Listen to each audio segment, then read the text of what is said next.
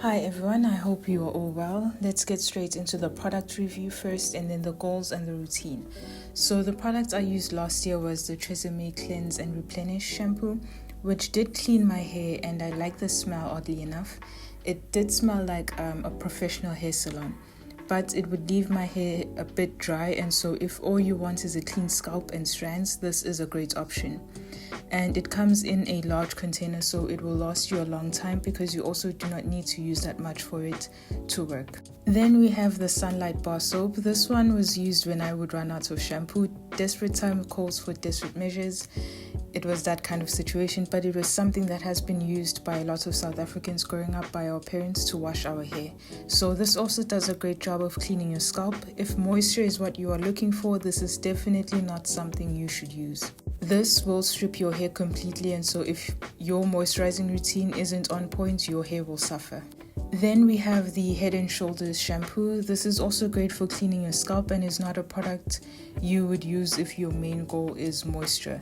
So all these shampoos and the bar soap are great for cleansing, and I would recommend, but again, if you want moisture, then maybe use these once a month or once every 2 weeks so that you do not strip your hair of its natural oils. But if you use heavy products, then you can use this more often. Then for hydrating and moisturizing shampoos, I used the Afri-True shampoo. It had an okay smell. I did not like how it took a very long time for it to lather. I used so much and my hair didn't feel clean afterwards. My hair did feel soft, but it didn't feel like it did an okay job of getting some dirt off of my hair. And if I had to rate it out of 10, I would say it's a 4. I'm going to finish it because I don't want to waste my money, but yeah, it's not the best shampoo out there.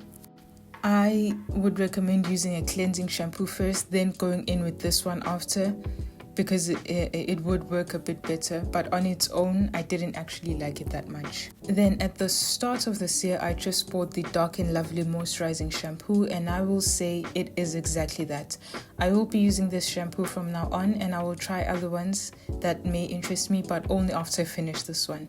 It not only left my hair and scalp feeling moisturized, but my hair feels clean as well, unlike the other hydrating shampoo. It also smells like mangoes, so I would say this is something I would recommend for you to try. Last year, I had used Native Child castor oil. Well, I have been using it for years and I love it.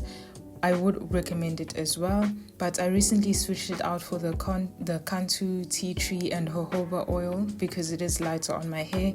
So both of these oils are great, but for 2025, I will be using the tea tree and jojoba oil. In 2024, I also used Afro Botanics hair butter and it was alright. My issue with it wouldn't last, so I had to keep buying it, and so for that reason I dropped it. So for 2025, I have ordered raw shea butter. I have started using it, and I have mixed it in with the tea tree oil and the remaining castor oil, and I will use that. I will explain later in the routine section of the video. I also use the Aunt Jackie's hair milk. I use that too before applying the butter or oil, and it would soften my hair, hydrate it, and so I liked it. I don't think you need it. Regular water is just fine as well. For the conditioner, I used Mira hair conditioner. I will continue using that conditioner. It softens the hair and it feels hydrated, moisturized, and adds back that moisture that was lost when washing the hair with the cleansing products. And it comes in at 900 milliliters, so it is a very large container and lasts a very long time. So the products I will be using for 2025 will be the Dark and Lovely shampoo, the Mira conditioner, water for hairspray, and raw shea butter with the Cantu oil mix. So my hair goals for this year is the first one, to try and learn how to cornrow. I can add that to the hairstyles that I already can do. I want to try and alternate between my long-term protective styling routine. I don't only want to rely on mini braids and mini twists. So I want to try to learn how to style my hair differently. And the second goal is I am aiming for shoulder length hair. So right now I am at neck length, and so hopefully I should get to shoulder length at the end of the year. So I have chosen those particular products for a reason. My focus on this year is moisture. This year I want to focus on a routine that includes a lot more moisture compared to last year. So for wash days, I will wash my hair every 2 weeks. Last year, I would wash once a week when I had mini braids and wash once every 2 weeks with mini twists so they could last longer. But since switching to a lighter oil, I can push back wash days to every 2 weeks. Doesn't matter the hairstyle. I can also push it to 3 weeks, but I will stick to washing my hair every 2 weeks with the Dark and Lovely moisturizing shampoo. Then I will follow with the Mirror conditioner mixed in with raw honey. I have done this multiple times last year and the year before, and I love how even softer my hair gets when adding the honey to the conditioner. It also gives my hair some shine to it. I can't remember the content creator who shared this, but it was a few years ago, maybe 3 or 4, but this is something I will do more often this year. And also I added it because we have a bunch of honey here at home, and so I needed to find use for it, and so turns out it worked well for my hair. I do not add a lot of it, just 1 spoon of it is enough. By the way, I do not apply this to the scalp, just the ends of the hair and the shaft as well, but mostly I focus on the ends. Then to re-moisturize, I spray water and then follow with the raw shea butter mixed with the Kantu tea tree and jojoba oil. So those are the only 2 things I will use for re-moisturizing my hair.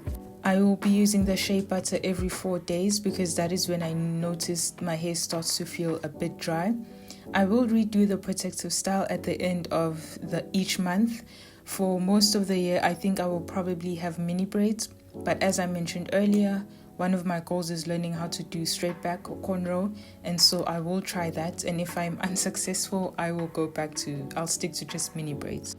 I have decided that this year I don't think I'll be doing mini twists as much. I probably might give them a break this year because they do not last that long and I have to redo them more often. So this year it will be mini braids and hopefully cornrows as my choices for long-term protective styling. I'm really excited to see how long my hair is going to get this year because when I look back at pictures, also when you are on your journey, take pictures, whether you're trying to retain length or get healthier hair or whatever. Take pictures of your hair because you might be surprised by how much it's grown. So I think sometimes because we see our hair every day, we don't think anything's happening to it. We don't think it's getting healthier. We don't think it's getting longer. Especially with the length, we don't think our hair is getting longer until you look at the pictures you took at the beginning of the year. And then you look at your hair now, you'll actually see a massive difference. So if you are on your natural hair journey, I encourage you to take lots and lots of pictures. Maybe pictures each month. I wouldn't say every day or every week. Maybe each month or once every 3 months or 6 months. It's up to you, but take pictures. Because it's really insane looking at the pictures I took at the beginning of last year and then seeing my hair now. Not even this year, January, last year, December. Seeing the difference between the start of the year and the end of the year has been a huge boost for me in feeling like, okay, I'm definitely doing something right. And another important thing I want some of you to note is some of you, your hair might not be getting as long as you thought it would be, but you might notice a difference in maybe the thickness, maybe your hairline is growing back. So that's why, again, take pictures and pay attention to how your hair feels as well, because you will notice massive changes. So for some people, their hair is healthy and so it shows in the length. And for other people, maybe you're not seeing length, but like I said, the thickness of your hair, it's changing. You're getting thicker hair, thicker hairline. Maybe those bald spots that you had, they're starting to disappear. So length is not always an indicator of how well you are doing on your journey. It can be a factor, but there are other things you can look out for. Maybe your hair feels softer. Maybe your hair it's starting to look fuller, but I hope you get the point that I'm trying to make. It's not only the length that you should look out for. With that being said, those are the external things that I'll be doing to my hair. I also exercise a lot more now. Exercise does circulate blood to your scalp. So that's my form of scalp massaging, is I just exercise.